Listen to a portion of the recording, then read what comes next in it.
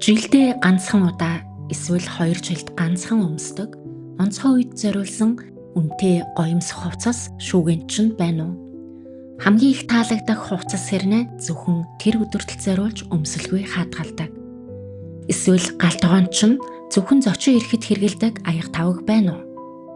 Өөрсдөө өдөр бүр хамгийн энгийн аягаараа цай уудаг хэрнээ хамгийн сайхан аягаа тавир дээр л хадгалдаг. Дуртай киноч нь театруудаар гарч байгаач найзтайгаа үзнэ гэж хойш тавьсаар амжилтгүй өнгөрөөсөн үе байгаа юу? Эдгээр нь жижиг зүйлс шиг санагддаг. Гэхдээ сайн бодоод үзвэл бид зөвхөн хувцас хадгалдаггүй. Зөвхөн аягаа хадгалдаггүй. Бид амьдралаа хүртэл хадгалдаг. Амьдралыг таашаах боломжооч энхүү баг багаар хойш тавьсаар байдаг. Зээлээ төлж дуусчаад хүүхэд жаахан том болохоор ажил арай тогтворжоод илүү завтай болохоор дараа. Эдгээр үгс бидний амьдралд маш олон удаа давтагддаг. Заримдаа бид амьдралаа өнгөрөөж байгаа биш, амьдрах өдрөө хүлээгээд байгаа юм шиг л байдаг. Бид үнэхээр амьдраад байна уу? Эсвэл амьдрахтаа л бэлдээд байна уу?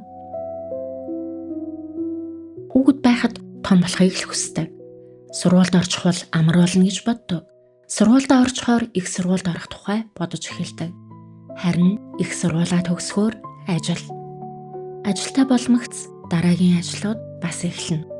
Байр, дараа нь машин, дараа нь гэр бүл, дараа нь хүүхэд, дараа нь тэтгэвэр. Амьдралын үе шат бүр дараагийн үе шатныхаа бэлтгэл болж өнгөрдөг. Тэгээд бид өнөөдрийг түр хугацааны зүйл гэж бодож эхэлдэг. Одоо жаахан төвчий, дараа нь амарна, дараа нь аялна, дараа нь өөртөө цаг гаргана. Гэхдээ тэр яриад байгаа дараа нь ирэх бүр дахин өөр нэг дараа гарч ирдэг.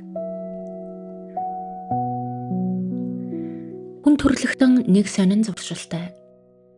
Хамгийн үнэ цэнтэй зүйлээ хамгийн бага хэрэгэлдэг. Заримдаа бүр хамгийн сайхан өдрийг хүртэл. Зарим хүмүүс үнэхээр хамгийн гоё аягаа зөвхөн зочинд зориулдаг. Хамгийн гоё хувцаа онцгой өдөртөлд зориулдаг. Хамгийн сайхан үнэртэй усаа хайрладаг, гамандаг. Энэ буруу биш. Онцгой өдөр ирдэг, ирэхгүй гэсэн үг биш. Гэхдээ анзаараад үзээрэй. Нэг онцгой өдөр өнгөрөхөд дараагийн онцгой өдөр гарч ирдэг. Нөгөө хадгалдаг зуршил өөрчлөгддөггүй. Өнөөдөр биш, дараа, дахиад дараа. Асуудал нь тэгэхээр онцгой өдөр ирдэггүйдээ биш, харин өнөөдрийг бид онцгой өдөр гэж үздэггүйдээ байдаг байна. Хүн бүр ирээдүгээ бодох ёстой. Хоримтлалтайч байх хэрэгтэй. Эрүүл мэндэд анхаарах хэрэгтэй. Боловсролдоо хөрөнгө оруулах хэрэгтэй. Энэ бүхэн мэдээж зөв. Гэхдээ нэг асуулт байна. Ирээдүйд зориулж амьдрахдаа өнөөдөр таатай байх эрхээ алдаж болох уу? Заримдаа бид амьдралаа ноор хувилбар шиг л өнгөрөөдөг. Жинхэнэ амьдралаа дараа эхлэх юм шиг боддог. Гэтэл ноорог гэж бодоод өнгөрөөдөг эдгээр жилүүд чинь жинхэнэ амьдрал шүү дээ. Нэг л мэдхэд эцэг эх чинь хөгшөрсөн байна. Хүүхэд чинь том болсон байна. Найзууд чинь өөр хотод амьдардаг болсон байна. Нүүрэн дээр чинь урд нь байгаагүй үрчлээ бий болсон байх болно. Эдгээр өөрчлөлт гэнт болдоггүй. Өдөр бүр жаахнаар л болдог. Тийм болохоор бид анзаардаггүй.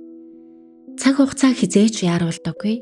Гэхдээ хизээч биднийг хүлээдэггүй. Амьдрал эхлэх өдөр гэж байдаггүй.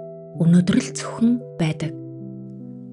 Тийм болохоор хамгийн гоё аягаа өнөөдөр хэрэгэл, хайртай хүнтэйгээ өнөөдөр яар, гадаа алхмаар байвал өнөөдөр алах, инээмээр байвал өнөөдөр инээ. Амьдрал зөвхөн онцгой үйл явдлуудаас бүтдэггүй.